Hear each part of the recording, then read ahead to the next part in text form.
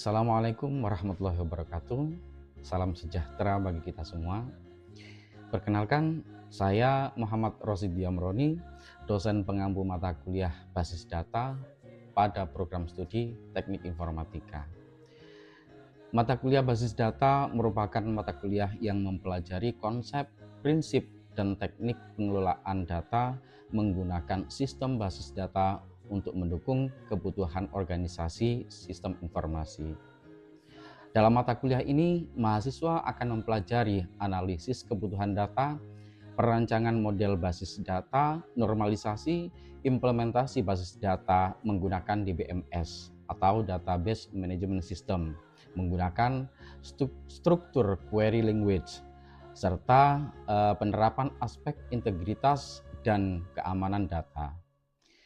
Mata kuliah ini mendukung pencapaian beberapa capaian pembelajaran program studi, khususnya kemampuan mahasiswa dalam menguasai konsep teoritis bidang informatika, memformulasikan solusi komputasi, serta mengelola data dan informasi menggunakan pendekatan sistem basis data yang tepat dan aman. Adapun capaian pembelajaran mata kuliah yang diharapkan adalah mahasiswa mampu yang pertama, memahami dan menganalisis konsep serta prinsip teori basis data untuk menyelesaikan permasalahan komputasi. Yang kedua, menganalisis dan mendesain model basis data sesuai kebutuhan sistem dalam organisasi. Yang ketiga, mengimplementasikan basis data menggunakan DBMS yang sesuai. Kemudian menerapkan prinsip keamanan, integritas, dan pengelolaan data dalam sistem basis data. Dan yang terakhir, menyelesaikan permasalahan organisasi melalui penerapan teknologi basis data secara profesional dan kolaboratif. Pada pertemuan kali ini, yang akan dipelajari adalah pengimplementasian basis data menggunakan Database Management System, menggunakan struktur query language untuk mendefinisikan dan memanipulasi data. Setelah mengikuti pelajaran ini, mahasiswa diharapkan mampu melakukan manipulasi data menggunakan SQL Data Manipulation Language. Baik, mari kita mulai mempelajari perkuliahan hari ini. Assalamualaikum warahmatullahi wabarakatuh. Untuk pertemuan hari ini kita lanjutkan dari pertemuan sebelumnya. Di mana pertemuan sebelumnya kita sudah membahas DDL, Data Definition Language untuk database ya. Kalau Data Definition Language itu kita melakukan pembentukan database, ya, struktur dari database, kemudian struktur dari tabel-tabelnya, melakukan manipulasi dari struktur tabel dan juga database-nya.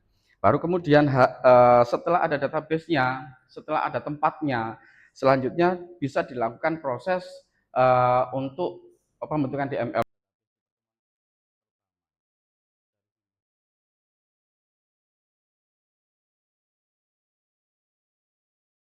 Proses untuk melakukan operasi di dalam database-nya, mulai dari penginputan datanya, edit data, update, dan juga penghapusan data.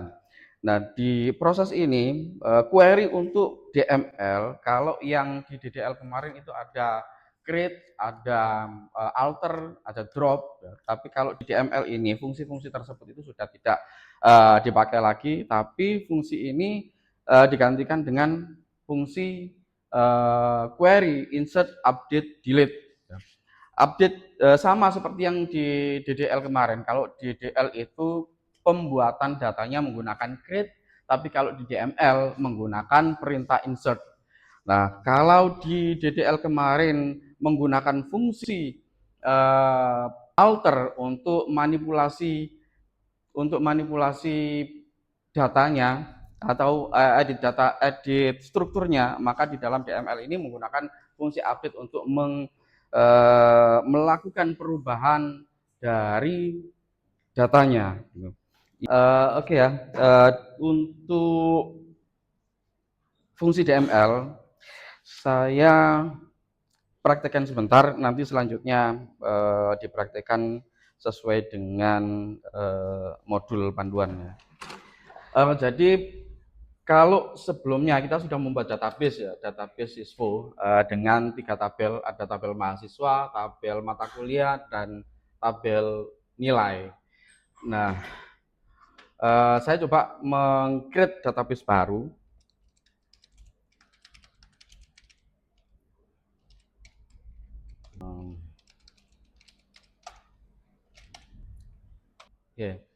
Oke, untuk contoh di sini saya membuat tabel mahasiswa ya, di mana tabel ini saya membuat dengan 3 atribut, yaitu NIM, nama, dan alamat.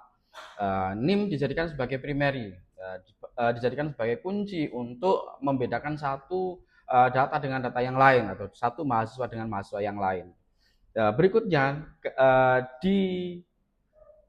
mengikuti modul, kalau di sini ada 3 kolom, ada NIM, nama, dan alamat. Nah, proses untuk DML-nya, untuk insert, update, delete-nya, sebelumnya untuk menginputkan data ini, kalau misalnya kita hanya tahu nama atau NIM dari mahasiswa saja, maka proses insert-nya itu berbeda ketika kita sudah tahu data secara utuh. Misalnya NIM dan nama saja. Berarti ketika melakukan insert, gini, insert into mahasiswa NIM nama, maka ketika menginputkan data harus sesuai dengan kolom yang disebutkan di sini, NIM dan nama. Berarti inputannya berupa NIM dan nama. Misalnya gini,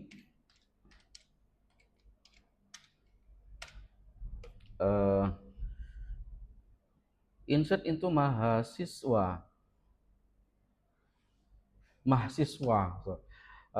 salah,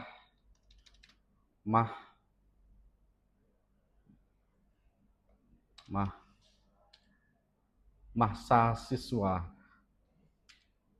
ya. Nah, untuk menampilkan datanya menggunakan perintah select, bintang, mahasiswa. Ya. Di sini NIM 111 ini dengan nama Ali tidak memiliki alamat, karena pada saat penginputan datanya tadi alamat ditinggalkan dari sini. Ya. Kalau misalnya ketika di sini dideklarasikan kolomnya NIM dan nama, tapi inputannya itu lebih dari jumlah kolom, maka itu pun akan error atau tidak diterima oleh servernya. Insert into mahasiswa, NIM, nama.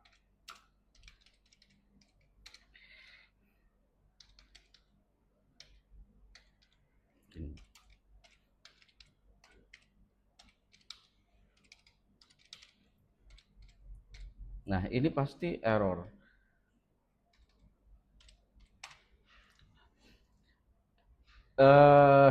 Masih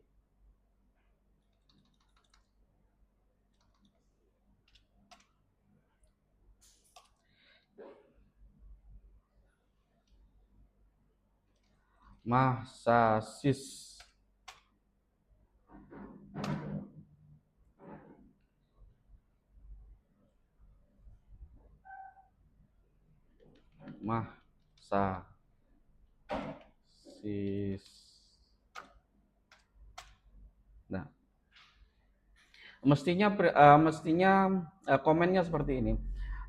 Kolom count does match, artinya di sini jumlah kolom dan juga jumlah inputan tidak sesuai, di mana jumlah kolom yang dideklarasikan ini ada 2, tetapi inputannya di sini ada 3.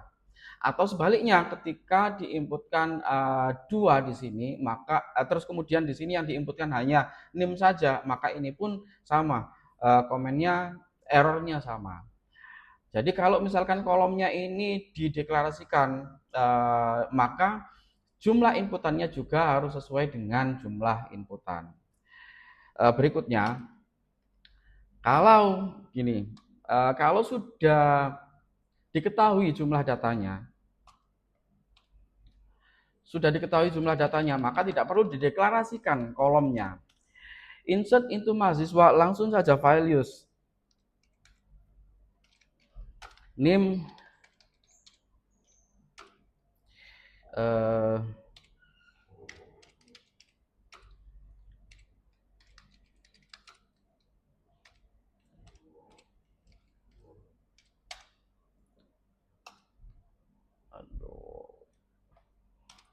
masa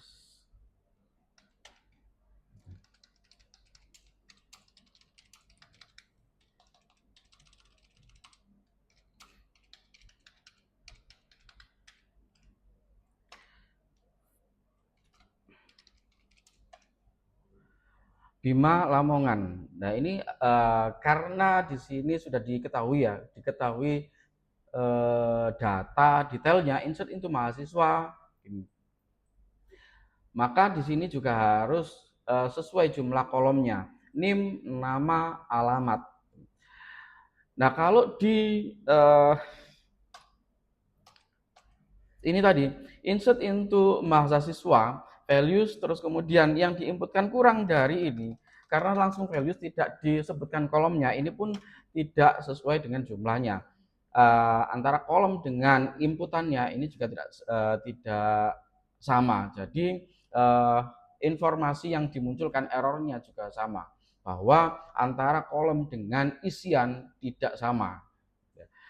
Terus kemudian kalau misalnya mau menginputkan data lebih dari satu, nah paralel bisa dilakukan seperti ini.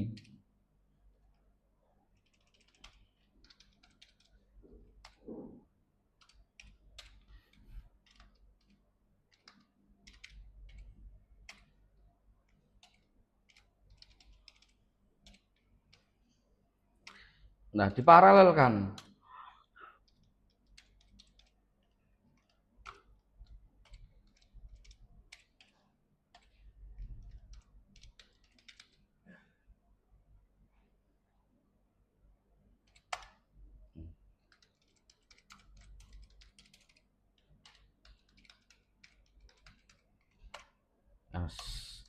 Masa sisma. Nah, Bambang, Bima, Ayu. Tadi yang terakhir Bambang dan juga Ayu menjadi satu query ya pada saat penginputannya tadi. Nah, kalau misalkan di sini tadi Ali sudah terlanjur di sini kosong, tidak bisa diinputkan lagi karena primerinya ya 111 ini sudah ada. Nah, untuk menginputkan ini, untuk mengupdate bagaimana? Nah, pakai perintah update.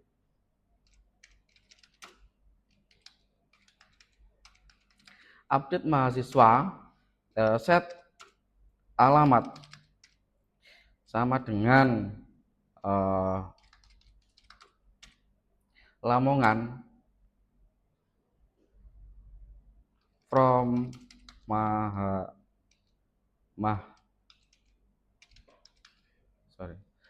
update mahasiswa set alamat Lamongan where NIM sama dengan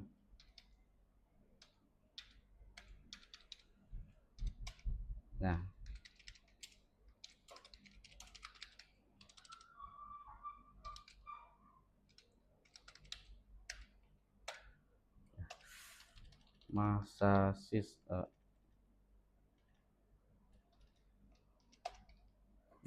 Lamongan sudah masuk di siapa tadi Ali. Oke. Untuk supaya lebih jelas bisa kalian langsung praktek di DML ya, pertemuan 2 dulu.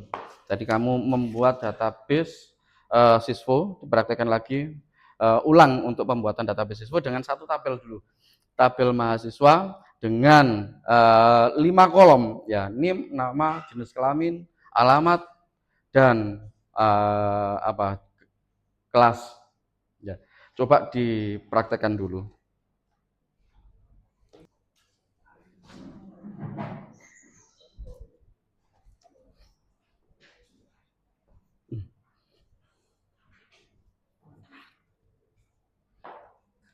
Untuk pembuatan database di pertemuan pertama dari sini.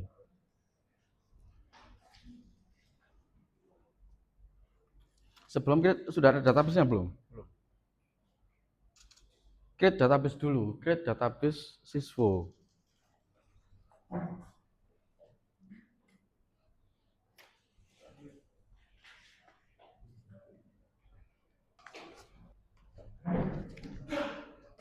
Oke, untuk pertemuan hari ini kita cukupkan sampai di sini di DML. Bisa dilihat di halaman terakhir untuk bab DML ini. Di situ kalian bisa melanjutkan di rumah, dikerjakan di rumah, dan dijadikan sebagai tugas untuk dibahas di pertemuan berikutnya. Sudah. Assalamualaikum warahmatullahi wabarakatuh. Demikian video pembelajaran untuk mata kuliah basis data teknik informatika. Semoga menjadi penilaian yang baik untuk sertifikasi dosen. Terima kasih. Kurang lebihnya, assalamualaikum warahmatullahi wabarakatuh.